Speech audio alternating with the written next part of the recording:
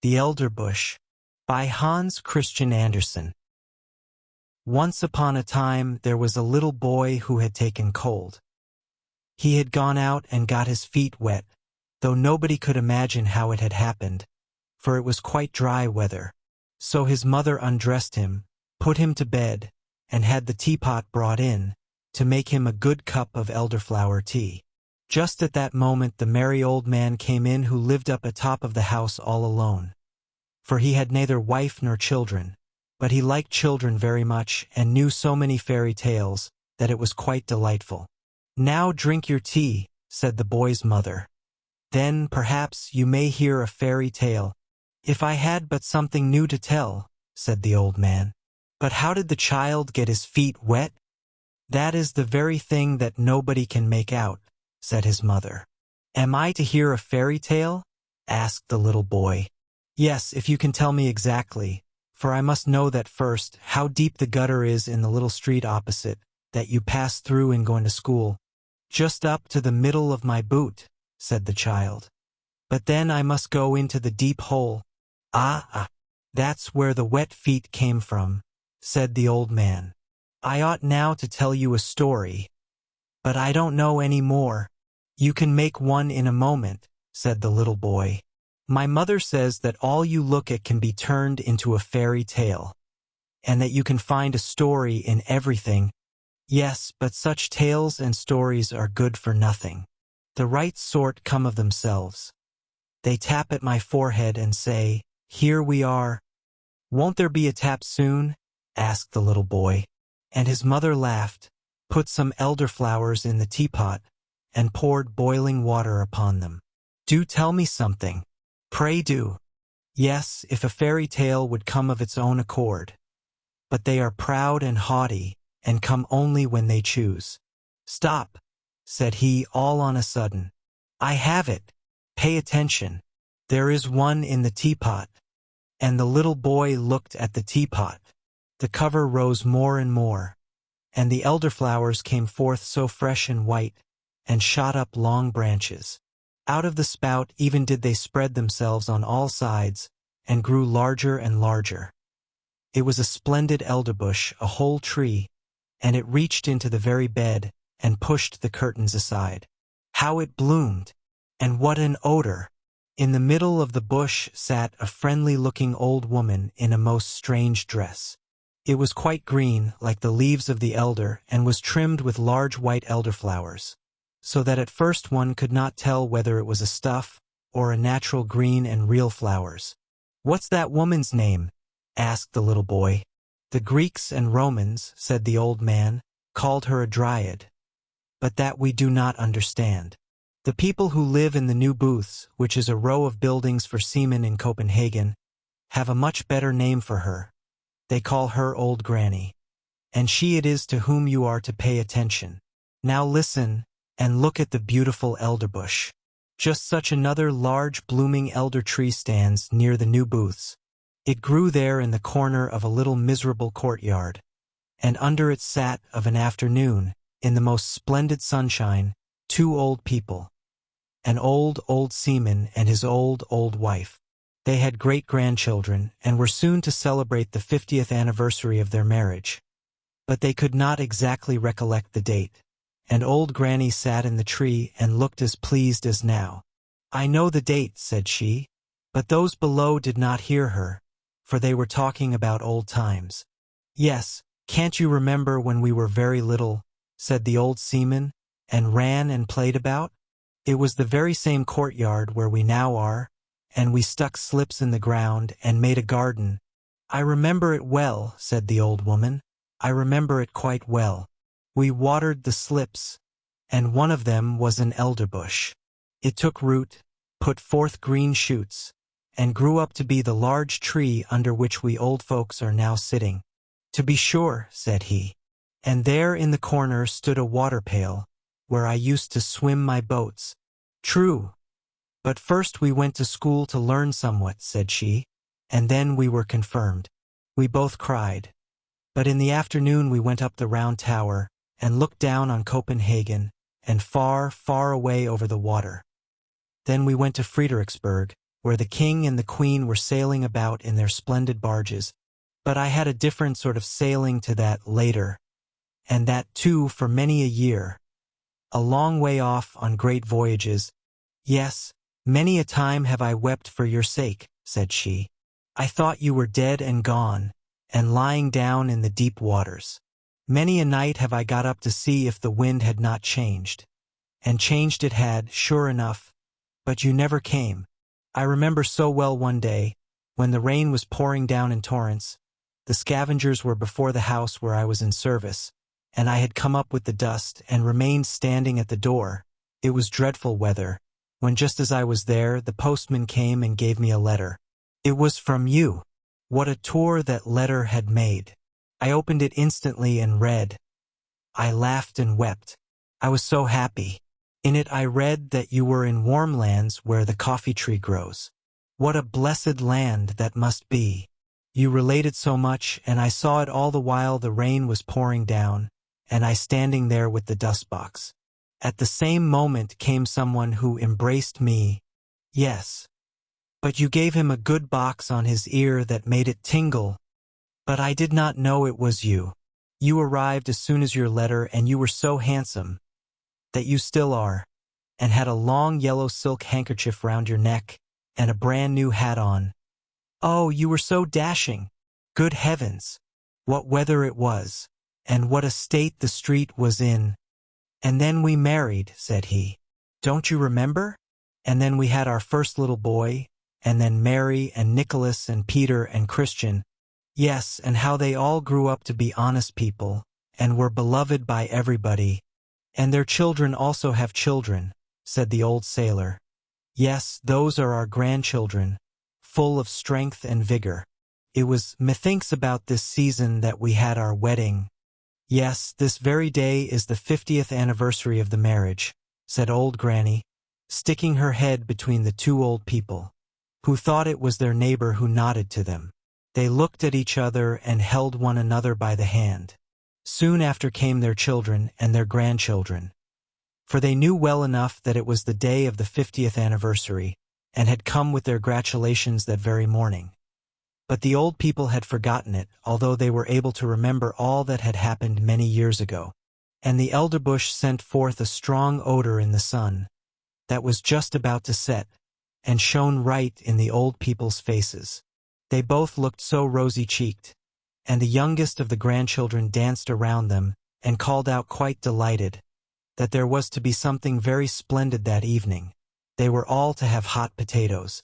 And old Nanny nodded in the bush, and shouted, "Hurrah!" with the rest. But that is no fairy tale, said the little boy, who was listening to the story. The thing is, you must understand it, said the narrator. Let us ask old Nanny.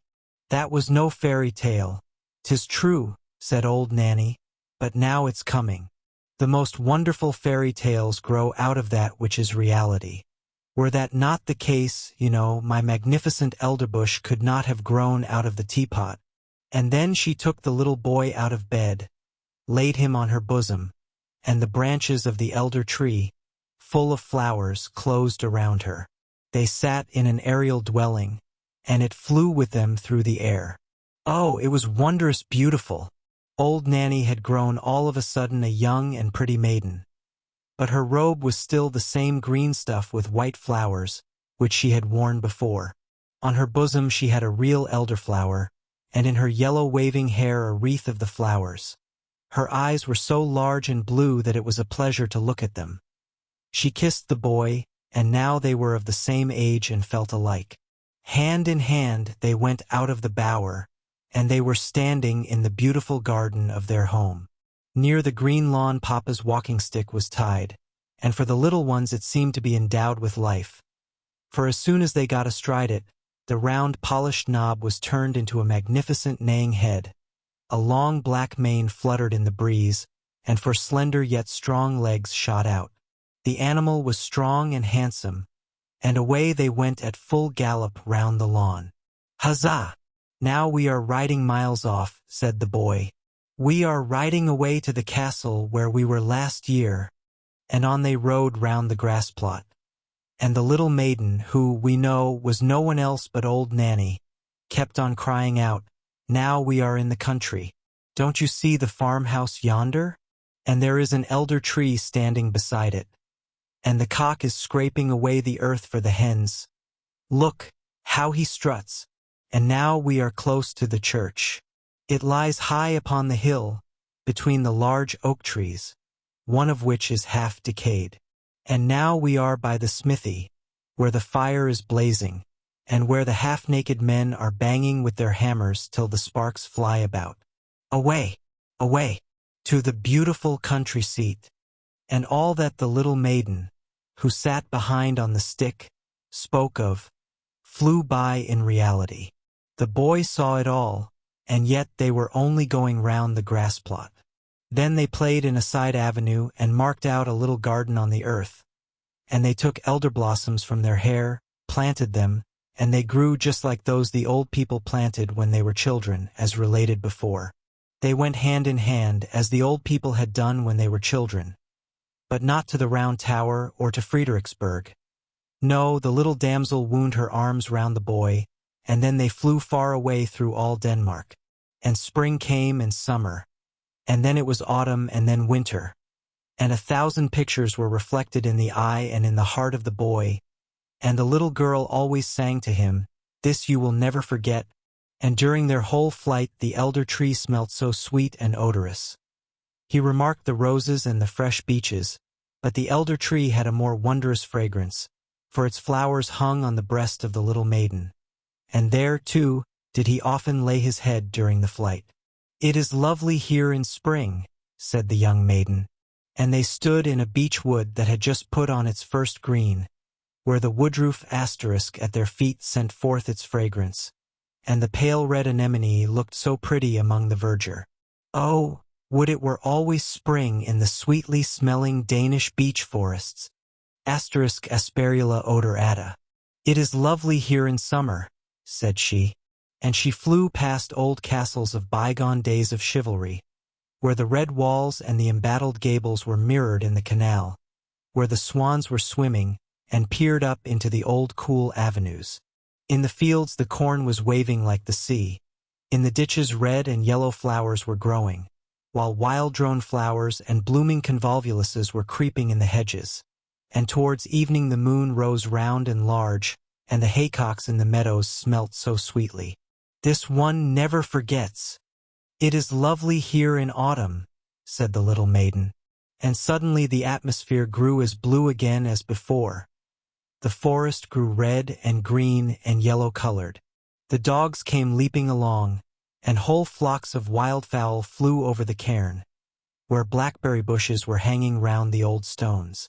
The sea was dark blue, covered with ships full of white sails, and in the barn old women, maidens, and children were sitting picking hops into a large cask. The young sang songs, but the old told fairy tales of mountain sprites and soothsayers. Nothing could be more charming. "It is delightful here in winter," said the little maiden, and all the trees were covered with hoarfrost. They looked like white corals. The snow crackled underfoot, as if one had new boots on, and one falling star after the other was seen in the sky. The Christmas tree was lighted in the room. Presents were there, and good humor reigned. In the country the violin sounded in the room of the peasant. The newly baked cakes were attacked. Even the poorest child said, "It is really delightful here in winter." Yes, it was delightful, and the little maiden showed the boy everything, and the elder tree still was fragrant, and the red flag with the white cross was still waving, the flag under which the old seamen in the new booths had sailed. And the boy grew up to be a lad, and was to go forth in the wide world far, far away to warm lands, where the coffee tree grows. But at his departure the little maiden took an elder blossom from her bosom, and gave it him to keep, and it was placed between the leaves of his prayer book. And when in foreign lands he opened the book, it was always at the place where the keepsake flower lay, and the more he looked at it, the fresher it became. He felt, as it were, the fragrance of the Danish groves, and from among the leaves of the flowers he could distinctly see the little maiden, peeping forth with her bright blue eyes, and then she whispered, "It is delightful here in spring," summer, autumn, and winter, and 100 visions glided before his mind. Thus passed many years, and he was now an old man, and sat with his old wife under the blooming tree. They held each other by the hand, as the old grandfather and grandmother yonder in the new booths did, and they talked exactly like them of old times, and of the 50th anniversary of their wedding. The little maiden with the blue eyes, and with elder blossoms in her hair, sat in the tree, nodded to both of them and said, "Today is the 50th anniversary." And then she took 2 flowers out of her hair and kissed them.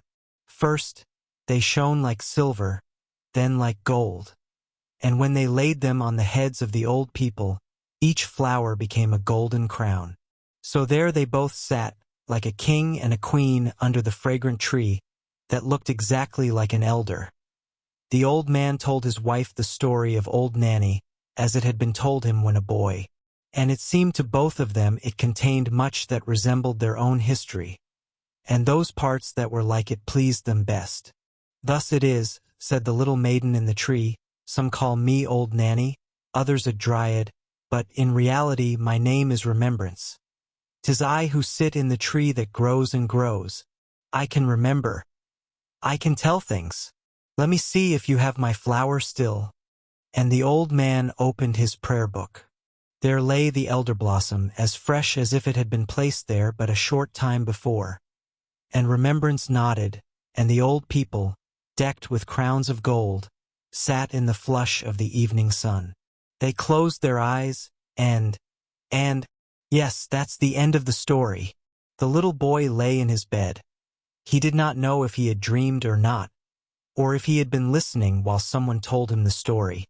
The teapot was standing on the table, but no elder tree was growing out of it, and the old man who had been talking was just on the point of going out at the door, and he did go.